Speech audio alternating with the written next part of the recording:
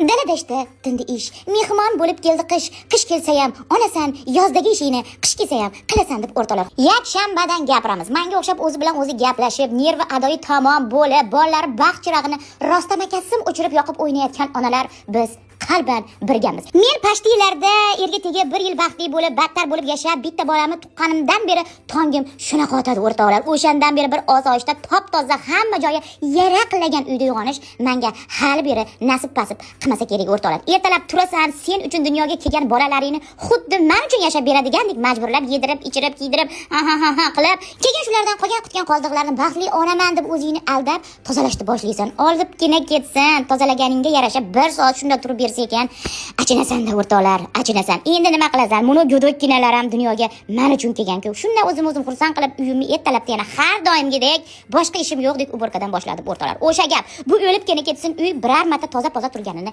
eslayman. Ha, endi baxt oddiylikda deydi. Baxt oddiylikda emas o'rtoqlar, baxt bardaklikda bo'lib qoldi. Endi nima ham qilamiz? Shu bolalar katta-katta bo'lsa biz ham osoyishtalik hayotlarga kiramiz. Ha, o'libgina ketsin, pardani to'g'rilayman deb oxiri tayt uyiga bilan ham sug'urib yubordim. O'rtoqlar, bitta jilanyam bor. Agar Qorbobo kelib, qanaqa tilaysan desa, shu kir mashinani gunohlarini dazmolga ber dedim. Nimaga deysizlar? Dazmol qilishni shunaqa yomon ko'raman. Buni ular oxiri bo'lmay qopti. Bularni kirib uxlatib, qolgan ishimni davom ettiraman deb hozircha finishdaman. Sizlar nima qilyapsizlar, aytinglar.